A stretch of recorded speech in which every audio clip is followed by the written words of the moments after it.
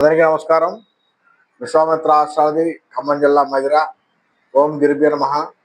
ఈరోజు మనం ఈ వీడియోలో చెప్పుకునే టాపిక్ ఏంటంటే మఖా నక్షత్రం.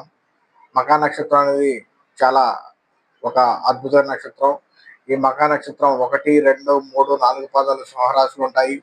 మఖా నక్షత్రం అధిపతి కేతువు. మఖా నక్షత్ర ఆదిదేవుడు వచ్చేసి సూర్య భగవానుడు. ఈ మఖా నక్షత్రం గురించి మనం చెప్పుకోవాలంటే ఈ జాతకులు చిన్నప్పటి నుంచి కూడా అమితమైన భక్తితో పాటు వైరాగ్యము, డిటాచ్మెంట్, అధికారము సహజంగానే ఉంటాయి. అంతేకాకుండా ఈ స్పెషల్గా వీళ్ళ గురించి చెప్పాలంటే వీళ్ళకి వైరాగ్యం, డిటాచ్మెంట్ ఇవి చాలా ఎక్కువగా ఉంటాయి. వీళ్ళలో సహజంగానే ఇవి వస్తుంటాయి. వీళ్ళు చేసే ఉద్యోగం ఉన్నతమైందైనా, వీళ్ళు పట్టిన పదవి చాలా ఉన్నతమైనా వీళ్ళు సాటిస్ఫై కారు. వీళ్ళు అందరితో తృప్తి చెందరు. వీళ్ళకి పట్టుదలతో ఏదైనా సాధిస్తారు, కానీ చివరికి వీళ్ళు ఓర్పు సహనం చాలా తక్కువ. మఖా నక్షత్రం జాతకులు అధిపతి సింహరాశిలో ఉండటం వల్ల వీళ్ళు ఆధిక్యత ప్రదర్శించడం జరుగుతూ ఉంటుంది ఎక్కడైనా.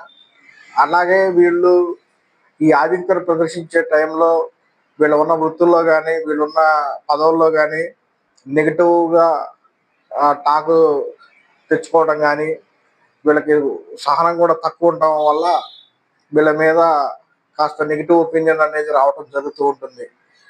అంతేకాకుండా మఖా నక్షత్రానికి చెందిన జాతకులు చిన్నప్పటి నుంచి భక్తి భావాన్ని కలిగి ఉంటారు. దేవుడి పట్ల విశ్వాసం కలిగి ఉంటారు.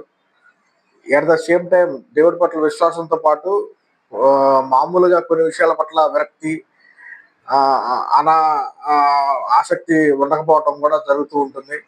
ఈ మఖా నక్షత్రం వాళ్ళు విదేశాల ద్వారా వీళ్ళకి విదేశీయానం ద్వారా లాభాలు, వీళ్ళ పిల్లల ద్వారా లాభాలు, అంతేకాకుండా ఉద్యోగాల్లో కానీ వీళ్ళు అలంకరించిన పదవుల్లో కూడా లాభాలు ఉంటాయి.